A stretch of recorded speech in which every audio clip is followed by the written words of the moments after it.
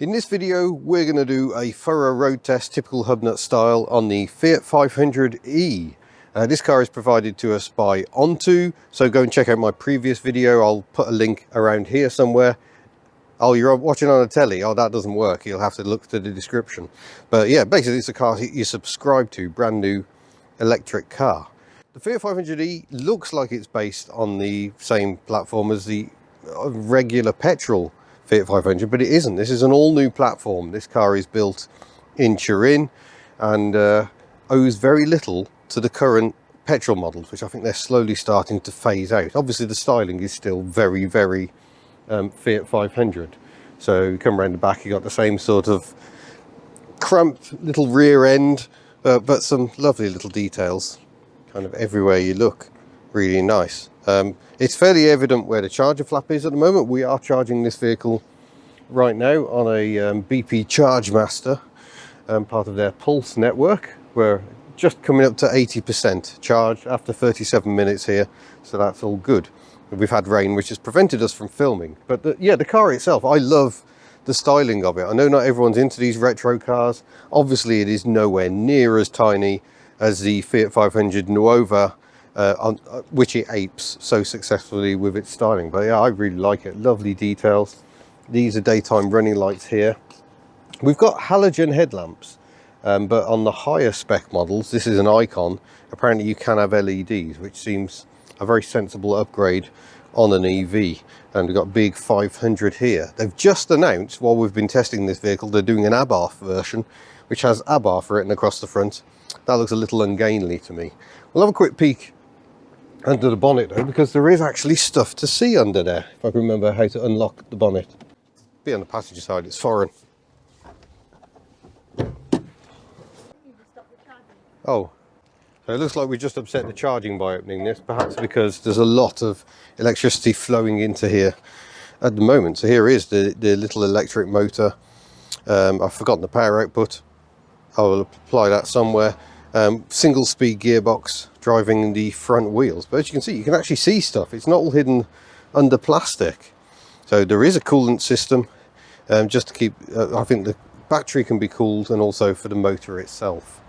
So got it charging again. It is absolutely filthy, this car. We've already covered about 290 miles, I think, since getting this car. It's an electronic release on the boot lid. The boot is fairly small, but it's very easy to fold the rear seats should you need more space. Tiny little parcel shelf. And we've also got some charge cables in here. I'm going to do a separate video on charge cables. This is our Type 2. And then under the floor here, we've got what's known as the granny cable. No spare tyre, of course. We've got the magic goo and a tyre inflator, which hopefully we will not need. So not a very big boot. And one thing I like, especially if you come around to this sort of angle, I don't like how close these rear head restraints are to the rear window. Very good safety standards, but that looks a bit close for my liking. So here we are inside the Fiat. We haven't done the door test yet. You've got a button to open it. It's electronic release. Sounds nice, high quality. There's a manual override just down there in case things go a bit Fiat. So reassuring. I know people were concerned in the comments about that, but there is the manual override. Yeah, there is the manual. Of course, there isn't a manual override on the outside, so, but in theory the doors should open up, I think, in the event of a collision. I don't know. We're not going to test that. Please, let's not test that. But yeah, usual fairly modern car. There's buttons everywhere. But I will say, I really like having manual heater controls. The only problem being that you don't see any heater display to tell you what's going on until you turn the engine on. Oh, excuse me, that'll be radio 1. You've got to have a message to ignore. So yeah, this is the screen which shows you what's using what power. It's quite hard to capture the screen. Yeah, it's a bit dark at the moment. Turn on vehicle to use climate controls. I just did turn the vehicle on. There we go. Now we're ready to drive. So yeah, usual display, all sorts of things on here. Media. So that's what's playing, but you've got DAB, Android Auto as well, so it'll link to my phone. So that's lovely, Rod, but not now. There we go. So yeah, all your comfort settings, various menus to play around in. What we really need is a teenager to demonstrate this, yeah, because they are so good at this. Completely sussed, but yeah, it works really quite well, and it's a good size. The Icon is the trim level that gets this first, I think. The bottom of the range model doesn't get this. And there's also a lower spec battery. So this has got the 42 kilowatt hour battery, which makes a huge difference to your range. But yeah, it's just really nice. I like the layout. One thing I don't like so much, you look at the stalks. We've got, it's a little rotating switch within the stalk. So that switches between headlights on and auto mode. And then there's that button that I show a bit later on, because we're recording this way out of sequence. It's been one of those days. We demonstrated the skyline here. Oh, we haven't, no. I think that must be the skyline of Turin. Come in for a look. That was so pretty. Yeah, I think that's what that is. And then if you look in your door grab. Is it this bottle of water? No, well, you can look at that. Oh, a door grab, sorry. I was in... Should say Torino in there. And there should be a little, Torino. Little Fiat 500. There is of indeed. the original Nuova type. I always say Nuova. Nuova is the Italian. Electronic handbrake, as you'd expect. Let's turn the aircon off for a minute, just so we've got a nice bit of silence. So that flicks between the different modes. We're in Sherpa at the moment. I can flick that up. And then a little display comes up on here. Sorry, pause. I was in my own world then. And yeah, then I can put it into normal. But I think we're going to keep it in Sherpa mode, which is it seems to get us good range. Yeah, it's the most efficient mode.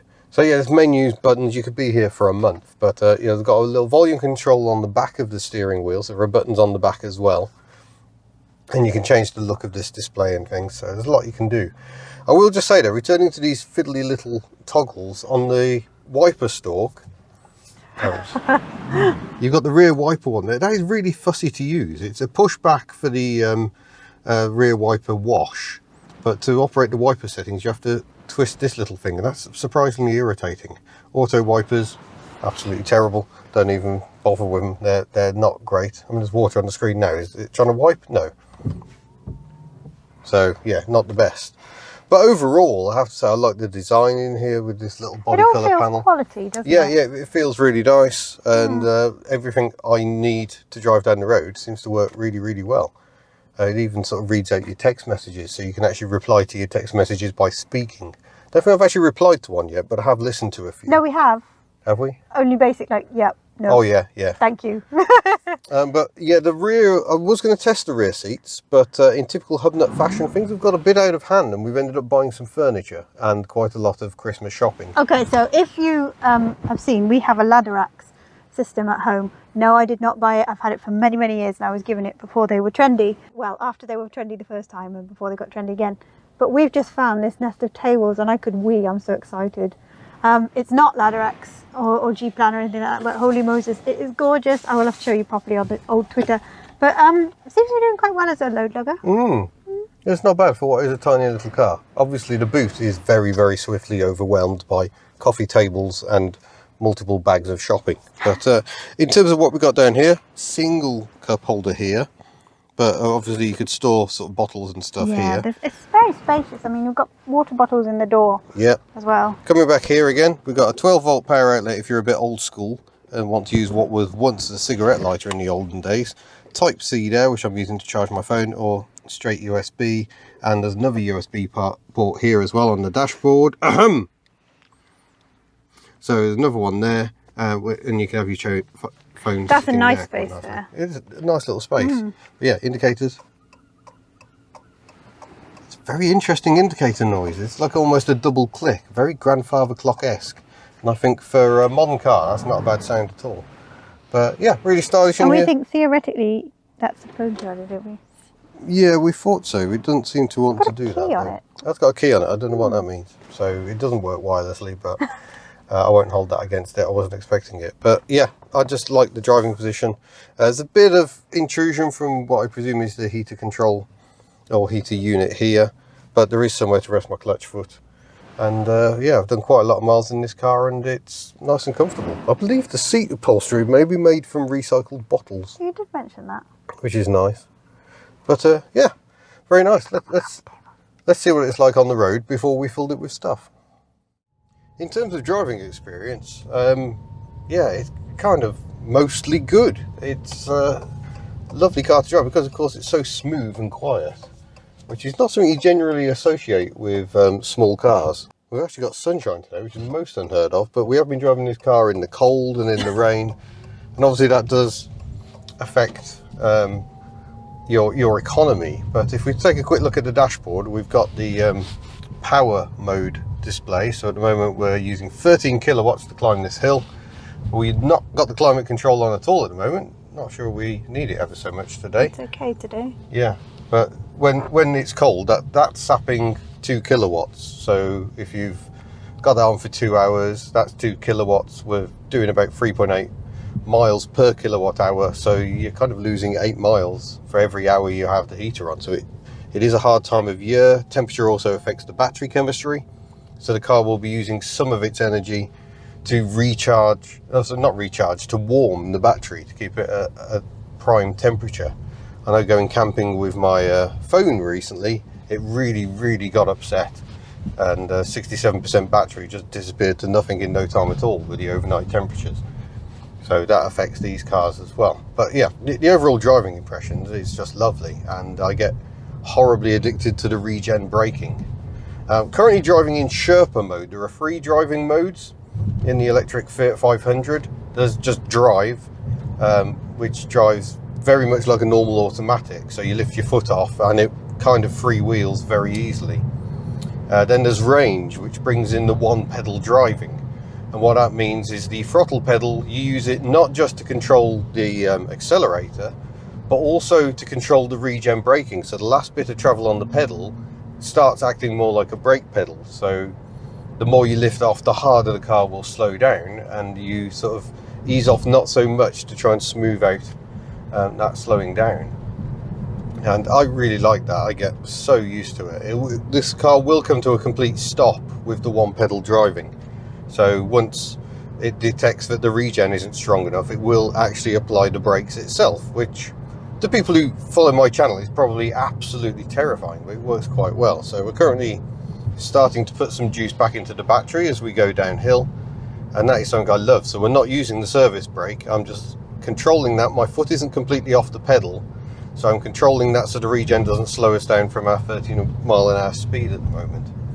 And yeah, it's the thing I've always loved about electric vehicles. I know this car has caused some upset on the channel, but the truth is I've always loved electric cars, and electric cars have always featured on this channel from time to time. We'll say the ride can be a little bouncy, and we can cut to some footage of it being particularly bouncy on a particularly bouncy lane. Yeah, do you want to check out the Triangle of Doom over here? You probably can't see it very well against the sky. You can't with the bobbling. No. But I'm going to accelerate now up to the speed limit. We're in Sherpa mode at the moment. Sherpa mode dulls the throttle response, so we're not getting that big kick when you put your foot down. It's deliberately trying to maximise the range, because we've got to get to Aberystwyth today. We should still arrive there with a good 10-12 miles left in the tank, but don't really want to chance it too much. I'm going to have to put the climate control on though, because we are starting to steam up a bit, and it's probably better to put the climate control on than to open a window for ventilation, which would destroy the aerodynamics. So in this Sherpa mode, it normally turns off the heating entirely, just again to try and boost the range. But a bit of climate control is really necessary, and we've kept the climate control on. Temperature about 20 degrees, so it's nice and comfortable. We've done that throughout our testing in this car. We're now just over a week into this test, and we've covered somewhere in the region We're about... only 2 weeks in. Are we? Yeah, it's weeks nearly already? the end of November. Good grief. Okay, we're 2 weeks into this test, and we've covered about 260 miles since the car was dropped off with us. We've rapid charged it twice, I think, haven't we? Aberystwyth and Carmarthen. I gave it a little trickle charge yesterday while I was up at the unit, but that only put a couple of percent in. I'm going to do a separate video about all the different charge cables and what they mean and what the rates are, so that'll come in a separate video. But yeah, charging on a 13 amp plug is possible, but not recommended. One thing that does annoy me, I'm going to do it now, is turn off the lane departure control, because on country roads it's kind of inevitable. You drift to across the line sometimes. It's just, you know, how it happens around here, and the car doesn't like that. It shakes a warning, but it will also steer the car if it thinks you're drifting off course, and that's fine on a motorway, but around here it just doesn't work. It's really irritating, and you can't turn it off permanently. You have to turn it off every time you get in the car by pressing the end of the indicator stalk here. That is an annoyance. And the collision detect avoidance, whatever, it will automatically slam the brakes on, or at least give you a warning and then slam the brakes on if it detects you're about to have a collision. There's been a few times that's pinged up and said not working, so it must just be the sensor has got, I don't know if it's steamed up. There's a little camera in this unit up here. And again, we've got that lovely silence as you come to a stop. I haven't touched the brake pedal at all. And away we go. Nice and smoothly. It's like the very best automatic you could ever drive, because it's just seamless energy. And you know, when you put your foot down, this thing will get a move on. And that's worth saying, in Sherpa mode we are limited to 50 miles an hour, but if I really put my foot down, it will still go and accelerate beyond that. So if you're worried about the safety of your vehicle only doing 50, I'm not sure how many scenarios you'd want to accelerate rapidly out of the way or something, but you can actually do that. And we'll demonstrate that once we actually get up to a national speed limit sign. We are getting closer and closer. So even though I'm in Sherpa mode, we get to the national speed limit sign. Maybe we'll go around the bend first, and if we give it a bootful, yeah, it's now telling me it's doing a driver override. So it's like, whoa, you've just overridden me trying to save your range. So we won't do that too often, especially as we're already down to 25% on the battery. So we'll leave it in Sherpa mode. We'll stick to 50 miles an hour. It extends the range, ensures we'll comfortably get to our charger. But yeah, I really like it. In terms of overall consumption, as I mentioned, we're doing 3.8 miles per kilowatt hour at this time of year. And yeah, that's okay, I think, for this time of year. There's a lot of energy being used by that heater. Look, it's burning 2 kilowatts again at the moment. So you can reduce that consumption by turning the temperature down a bit, or by only using the climate control when you really need to. But the main thing battering your power is going to always be the motor. So the smoother you drive, the further your range is extended. It's really good for smoothing out your driving, I think, because it's so smooth to drive anyway. It makes you really want to sort of smooth everything out as much as possible, and that benefits economy. So that's good. In terms of windscreen wipers, we better do a test of those. Look at that, plenty of jets. Perhaps too many jets. Bit of a triangle of doom going on over on this side though. So the passenger blade does not quite meet the sweep of the drivers. But I have to say the wipers work very nicely. The auto wipers are a little slow. You can't adjust the sensitivity. What about the rear wiper? We can have a look at the rear wiper if you want. I shall give it a wash and listen. Yeah, the children find that absolutely hilarious. It just sort of goes. It's almost like a squashed frog. Yeah, so that could be better. But yeah, the rear wiper works well. It's only a little one because it's a fairly little rear window. I will say the rear 3/4 vision when you're trying to reverse, especially at night, is not brilliant, but the mirrors are huge and very helpful. But yeah, the steering's a nice weight. I particularly like this fake leather steering wheel. It just feels really nice in the hand. And there aren't any other controls really you have to touch very often. You touch the throttle pedal and the steering wheel, and that's kind of it. I do quite like having the row of gear positions down here on the dashboard. I think that's quite nice. And with the one pedal driving, you can come to a stop without touching the brake pedal and select the opposite direction. It works really nicely. But it's just been easy, hasn't it? You don't have to warm it up. Yeah. I mean, so many of our local trips, a normal car is not even getting the oil up to temperature. No. So yeah, it's ideal. And also at this time of year, you know, you get into it, most of our cars, it's cold. Whereas this heats up in absolutely no time at all. Yeah, and there's something I will add. If you have the benefit of charging at home, which we don't, that's something that makes this test extra interesting, I think. You precondition the car, so you warm it up while it's still plugged into the mains. So that used to be appealing because your home electricity would be so cheap. But no. Yeah, that's changing somewhat. Yeah. So, I mean, a lot of people say, oh, you know, electric vehicles don't work on cost grounds, and that very much depends where your electricity is coming from. And other people say it doesn't work on environmental grounds, and To be honest, neither of those are why I'm interested in electric cars. I'm interested in electric cars for the way they drive. And I know it seems anti-petrol head to enjoy something that makes no noise. There is no, apart from a little whine every now and then, there is very little to tell you anything is powering this vehicle. It kind of almost feels like you're on a tow rope behind another car. I still absolutely love it. I love the regen, and I just love how smooth it all feels. We'll get some more regen as we start coming down into Aberaeron. Look at that.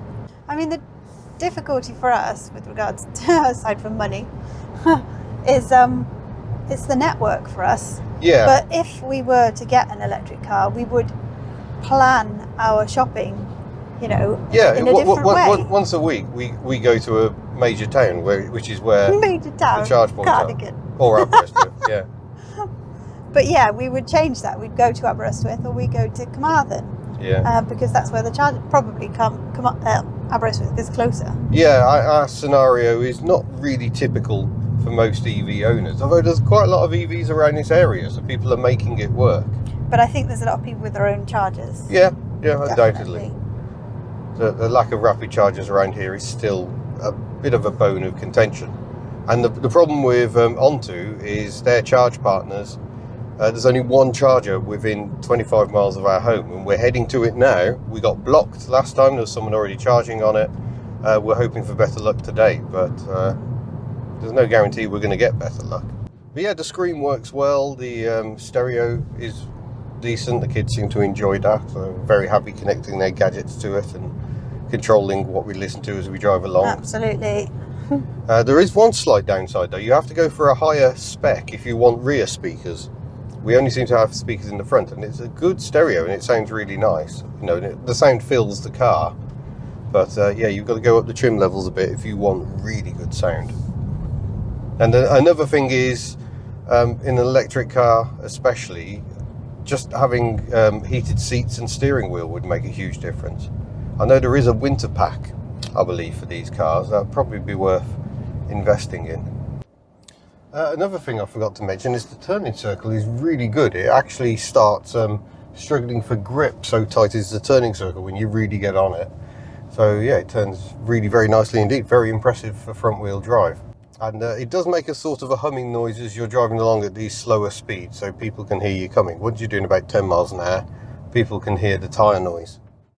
Well, the good news is we weren't blocked today. No. So that was good. We've got a range of cards here. We're currently at a BP Pulse up at Aberystwyth University. Amusingly, the charger is at the top of a hill, so if you're getting low on charge, yeah, this but probably isn't I the think place you're to come. understating it with saying hill. Yeah. With Penglice Hill. If you know Aberystwyth, Penglice Hill, it's like very, very steep. But we arrived with 15 miles of range left, which is slightly better than I thought, which meant our 24-mile journey to get here used only 19 miles of range, bizarrely. But there was quite a lot of slow behind lorries and traffic jams, so that just brings your energy consumption down. It's going to take another 40 minutes to get up to 80%, but we'll probably leave it a little longer than that.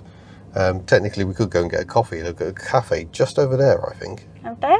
Yeah, so that is an option, and especially as it's a bit lunchtime-ish. And yeah, we'll come back. No, you're not fancying it. The problem is Aberystwyth has so many eateries, so maybe we can do better. There are other chargers in Aberystwyth, but they're not on the Onto network. So there's even Tesla chargers. Tesla chargers are now open to all and sundry. My dad charged his MG ZS EV that he's got now. They're situated at Letty Park if you're in the area with your EV. Yeah, and the Tesco has some chargers as well, which we used last time, but we have to pay for those. And obviously we would rather not, because the whole point of the Onto thing is charging is included. But yeah, we are up the top of a hill, quite a long way from the shops, unfortunately. But yeah, this is the only one really where you struggle. Like when we did charge in Tesco, and you could go and do shopping. But then Carmarthen was the same. That Instavolt was out of town, wasn't it? Yeah, but very there was luckily, a cafe. Yeah, next to a very delicious cafe. Or rather, the things they did were delicious. It was a lovely Didn't cafe. try eating the cafe itself. Don't try Not eating the cafe. recommended. They were very busy, so Yeah. you probably shouldn't try and eat them. But yeah, I mean, this is kind of our issue with living in rural Wales. Charge points are not as easy to find as they are elsewhere. So other parts of the country are much better served by the likes of InstaVolt, is one of their charge partners at the moment. It can change from time to time. But yeah, we shall sit here and wait for it to charge up and maybe consider lunch. Look at you convincing, Lord. So in terms of range, Fiat claim 199 miles, but that is in extremely favourable conditions. Driving around rural Wales in wintertime, definitely not that. But our average of 3.8 miles per kilowatt hour, I think that works out at 141 miles, and I'd say that's probably fairly realistic. Obviously, we're not doing 140 miles between charges, because that means taking it right down to absolute zero, and you don't want to do that. But yeah, we'll keep testing this car. We've still got another 2 weeks, and we'll give you some more real-world mileage stats, so stay tuned for that. Here's an annoying feature. It involves windscreen wipers, so obviously we must discuss it. Firstly, the auto wipers are rubbish and take their sweet time to actually do anything. And secondly, if you've got the wipers, the front wipers on auto, but the rear wiper on intermittent, the rear wiper will only go when the front wipers go. But we're building up spray on the rear window. It's not raining, it's just, you know, it did rain, so the road is quite wet. So we're checking spray all over the rear window, but the rear wiper won't operate until the front wipers operate, even though there's no moisture going on the front window unless traffic comes the other way and hurls it at us. That's a pretty poor design. And if I turn the auto wipers off on the front, then the rear wiper does kick into life with a far too short intermittent gap on it, which you can't adjust. That's too much. That's driving me mad. So computer trying to help and yet somehow not. So there we go. It's got rather dark, but that is the Fiat 500e. A very fine little electric car with a lot to offer, I think. Yes, there are a few niggles, but I find niggles with all modern cars. It isn't too off the pace in that regard. I will say, I think the driver assists are actually fairly unobtrusive apart from the lane departure, so that's nice. I've been in other modern cars where they're constantly flashing alerts at me. This doesn't do that. This really does only panic at the last minute. In fact, I don't think I've actually managed to get it to panic yet. I'm considering that a good thing. But yeah, a nice smooth drive. The ride gets a little upset at times, but generally it's absolutely fine. It's actually really joyous to potter about in. And if you want to get a shift on, it will. Not 69 seconds is not bad going at all. And that beautiful, beautiful torque. Anyway, thank you very much for watching. There will be more coming on this car with more details on charging and that sort of thing. But otherwise, I shall see you in a future video. Farewell.